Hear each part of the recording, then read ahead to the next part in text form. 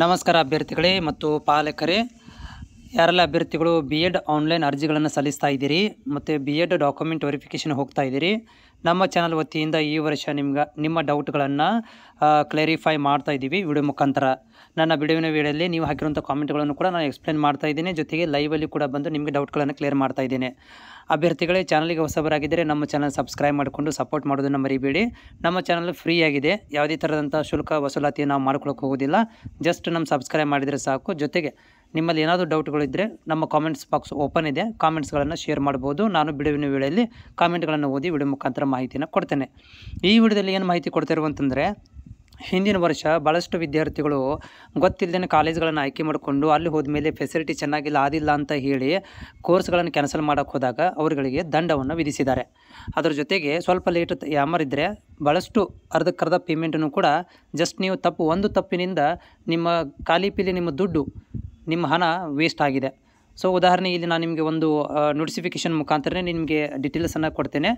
ಏನಂತಂದರೆ, ಈ ಕಾಲೇಜ್ಗಳನ್ನ ಆಯ್ಕೆ ಮಾಡ್ಕೋಬೇಕಾದ್ರೆ ತುಂಬ ಕೇರ್ಫುಲ್ಲಾಗಿ ಆಯ್ಕೆ ಮಾಡ್ಕೊಳ್ರಿ. ಒನ್ಸ್ ನೀವು ಸೆಲೆಕ್ಟ್ ಆದಮೇಲೆ ಕಾಲೇಜಿಗೆ ಹೋಗಿ ನೀವು ಅಡ್ಮಿಷನ್ ಆಗಲಿಲ್ಲ ಅಥವಾ ಅಡ್ಮಿಷನ್ ಮಾಡಿಸಿ ಕ್ಯಾನ್ಸಲ್ ಮಾಡಿದರೆ ಅಂದರೆ ನಿಮ್ಮಿಂದ ಏನು ಮಾಡ್ತಾರಪ್ಪ ಅಂತಂದ್ರೆ ಶುಲ್ಕವನ್ನು ವಸೂಲಾತಿ ಮಾಡ್ಕೊತಾರೆ ಅಥವಾ ಫೀಸನ್ನು ಡಿಡಕ್ಟ್ ಮಾಡಿ ಕೊಡ್ತಾರೆ ನಿಮಗೆ.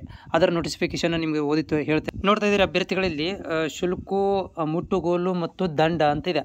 ಸೊ ಇವರ ಪ್ರಕಾರ ಏನು ಮಾಹಿತಿ ಕೊಟ್ಟರು ಅಂತಂದರೆ, ನೀವೇನಾದರೂ ದಾಖಲಾತಿ ಪಡೆದ ಅಭ್ಯರ್ಥಿಗಳು ದಾಖಲಾತಿಯನ್ನು ರದ್ದುಪಡಿಸಿಕೊಂಡಲ್ಲಿ ಏನಾದರೂ ನೀವು ಅಂದರೆ ಸೀಟ್ ಸಿಕ್ತು ನಿಮಗೆ, ಅದನ್ನು ತೊಗೊಂಡ್ಬಿಟ್ರಿ, ಆದರೆ ಅದನ್ನು ಹೋಗಿ ರದ್ದುಪಡಿಸಿಕೊಂಡಲ್ಲಿ ಪಾವತಿಸಿದ ಶುಲ್ಕದಲ್ಲಿ ಆಡಳಿತಾತ್ಮಕ ವೆಚ್ಚ ಅಂದರೆ ಆಡಳಿತಾತ್ಮಕವಾಗಿ ಏನು ಮಾಡ್ತಾರಪ್ಪ ಅಂತಂದರೆ ದಂಡ ಶುಲ್ಕವನ್ನು ಕೆಳಗಂಡಂತೆ ಕಟಾಯಿಸಿಕೊಂಡು ಉಳಿದ ಮೊತ್ತವನ್ನು ನಿಮಗೆ ವಾಪಸ್ ಕೊಡ್ತೀವಿ ಅಂತ ಹೇಳ್ತಾ ಇದ್ದಾರೆ. ಉದಾಹರಣೆಗೆ ಇಲ್ಲಿ ನೀವು ಅಡ್ಮಿಷನ್ ಆಗಿ 7 ದಿನಗಳ ಒಳಗೆ ಕ್ಯಾನ್ಸಲ್ ಮಾಡಿದರೆ 10% ಕಟ್ ಮಾಡ್ಕೊತಾರೆ ನಿಮ್ಮದು, ಹೌದಾ. ಆಮೇಲೆ 15 ದಿವಸ ಒಳಗಾದರೆ ನಿಮಗೆ 50% ಕಟ್ ಮಾಡ್ಕೊಂಡು ಅಂದರೆ ದಂಡ ಹಾಕ್ತಾರೆ, 50% ದಂಡ.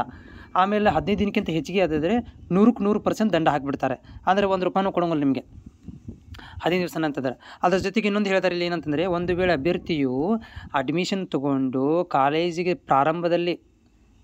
ಪ್ರಾರಂಭದ ದಿನಾಂಕದಿಂದ 15 ದಿನಗಳ ಗೈರು ಹಾಜರಾದಲ್ಲಿ, ಅಂದರೆ ಇವನ್ನ ಅಡ್ಮಿಷನ್ ಮಾಡಿಸಿ ನೀವು ಹೋಗಲಿಲ್ಲಪ್ಪ, ವಾಪಸ್ ಕಾಲೇಜಿಗೆ ಹೋಗಲಿಲ್ಲ, 15 ದಿವಸ ಆದರೂ ಹೋಗಲಿಲ್ಲ. ಸೊ ಅವಾಗ ಕೂಡ ಏನು ಮಾಡ್ತಾರಪ್ಪ ಅಂತಂದ್ರೆ ಅಭ್ಯರ್ಥಿಗೆ ಯಾವುದೇ ಸೂಚನೆ ನೀಡದೆ, ನಿಮ್ಗೆ ಏನು ನೋಟಿಫಿಕೇಷನ್ ಕೊಡದೇನೆ, ಏನು ಇಂಟಿಮೇಟ್ ಮಾಡ್ದೇನೆ ಏನು ಮಾಡಿಬಿಡ್ತಾರಪ್ಪ ಅಂತಂದ್ರೆ ಆ ಸೀಟನ್ನು ರದ್ದು ಮಾಡಿಬಿಡ್ತಾರೆ. ಮತ್ತು ನೀವು ಏನು ದುಡ್ಡು ಕಟ್ಟಿರ್ತೀರಲ್ಲ ಅದನ್ನು ₹1 ವಾಪಸ್ ಕೊಡೋದಿಲ್ಲ ನಿಮಗೆ, ಹೌದಾ. ಈ ರೀತಿ ಒಂದು ಕಂಡೀಷನ್ ಇದೆ. ಆಮೇಲೆ ಇವೊಂದು ಕೂಡ ಯಾರೆಲ್ಲ ಅಭ್ಯರ್ಥಿಗಳು ಈಗ ನೋಡಿ SC ST ದವ್ರು ನಮ್ಗೆ ಫ್ರೀ ಇದೆ ಅಂತೇಳಿ ಅಡ್ಮಿಷನ್ ತೊಗೊಂಡಿರ್ತೀರಾ. ಸೊ ಅಡ್ಮಿಷನ್ ಹೋಗಿರ್ತೀರಾ, ನೀವು ಇನ್ ಕೇಸ್ ನೀವೇನಾದರೂ ಅಡ್ಮಿಷನ್ ಮಾಡಿಸಿ ಕೈ ಕೊಟ್ಟುಬಿಟ್ರಿ, ಸೊ ಅವಾಗ ಕೂಡ ಏನು ಮಾಡ್ತಾರೆ ಅಂತಂದ್ರೆ ಅದು ಫೀಸ್ ಏನಿರುತ್ತಲ್ಲ ಅದನ್ನು ವಸೂಲಿ ಮಾಡ್ಕೊತೀವಿ ಅಂತ ಹೇಳ್ತಾ ಇದ್ದಾರೆ. ಸೊ ಹೀಗಾಗಿ ನೀವು ಹುಷಾರಾಗಿ ಈ ದಂಡವನ್ನು ತುಂಬಿಸ್ಕೊಳ್ದೇ ಹುಷಾರಿಗೆ ಮೊದಲೇ ನೀವು ಕಾಲೇಜ್ಗಳನ್ನು ನೀಟಾಗಿ ಆಯ್ಕೆ ಮಾಡ್ಕೊಳ್ರಿ. ಇಲ್ಲಪ್ಪ ಅಂತಂದರೆ ಇನ್ನೂ ಆಪ್ಷನ್ ಎಂಟ್ರಿ ಲೇಟ್ ಇದೆ, ಕಾಲೇಜ್ ಆಯ್ಕೆ ಇನ್ನೂ ಲೇಟ್ ಇದೆ. ಸೊ ನೀವು ನಿಮ್ಮ ಸಮೀಪದಲ್ಲಿರುವಂಥ ನಿಮ್ಮ ಕಾಲೇಜುಗಳನ್ನು ಹೋಗಿ ನೋಡ್ಕೊಂಬನ್ನಿ, ಲಿಸ್ಟ್ ಮಾಡಿ ಇಟ್ಕೊಳ್ರಿ, ಯಾವುದು ಬೆಸ್ಟ್ ಇದೆ ಯಾವುದು ವರ್ಸ್ಟ್ ಇದೆ ಅಂತೇಳಿ. ಅಂದರೆ ನಿಮಗೇನಾಗುತ್ತೆ, ಇವೆಲ್ಲ ಪೇಮೆಂಟ್ ವೇಸ್ಟ್ ಆಗೋದು ಉಳಿಸ್ಕೋಬೋದು ನೀವು.